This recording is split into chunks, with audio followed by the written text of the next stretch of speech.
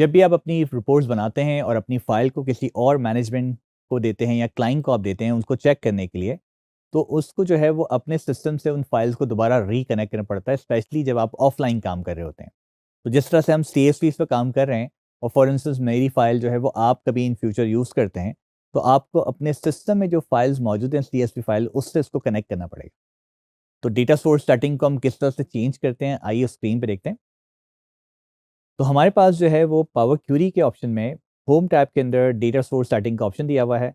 जैसे ही इसको आप क्लिक करेंगे तो आपके सामने ये विंडो ओपन हो जाती है जिसमें हर फाइल का आपको पाथ नज़र आ रहा होता है। फिर उसको अपने लोकेशन जहाँ पर आपकी फाइल मौजूद है उससे आपको कनेक्ट करना पड़ता है, और जैसे ही आप इसको कनेक्ट करते हैं चेंज सोर्स को क्लिक करके तो आपके सामने ये विंडो ओपन हो जाएगी और यहाँ से आप ब्राउज़ करके जो है इस फाइल को चेंज करेंगे। तो एक डेमो हम इसका देखते हैं।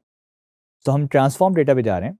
हमारे पास होम टैब में डेटा सोर्स सेटिंग का ऑप्शन दिया हुआ है, उसको हमने क्लिक किया तो हमारे सामने सोर्स सेटिंग के ऑप्शंस आ गए और ये वो कनेक्शन है जो कि इस वक्त मेरे अपने सिस्टम से यहाँ पर बने हुए हैं।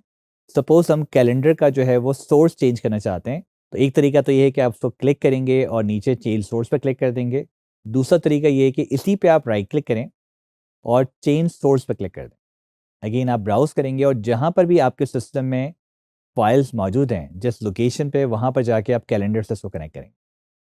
जैसे आपने इसको ओपन किया तो ये फाइल इससे कनेक्ट हो गई और जैसे आप ओके करते हैं तो ये सिंगल फाइल का पाथ आपने अपडेट कर दिया। इस तरह से आपको हर फाइल के साथ जब आप चेंजेस करते हैं तो आपको कनेक्ट करना पड़ेगा, चाहे आपकी फाइल का नाम चेंज हो जाए या उसका पाथ चेंज हो जाए। इस तरह से फोल्डर को आप फोल्डर से कनेक्ट करेंगे हमेशा।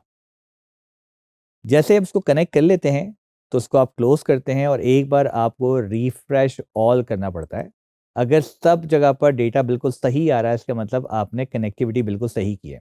और इन केस अगर किसी ऐसी फाइल में जिसमें जो है वो आपको प्रॉब्लम आ रही है, उसका डेटा सही नहीं आ रहा, देन आप उसकी स्पेशल उस फाइल पे आप जाते हैं और उसके सोर्स के सेटिंग पे आप क्लिक कर देते हैं इस स्टार बटन को, जिससे दोबारा से आपका वो लोकेशन वाला ऑप्शन ओपन हो जाएगा और उसको दोबारा से आप कनेक्टिविटी देंगे।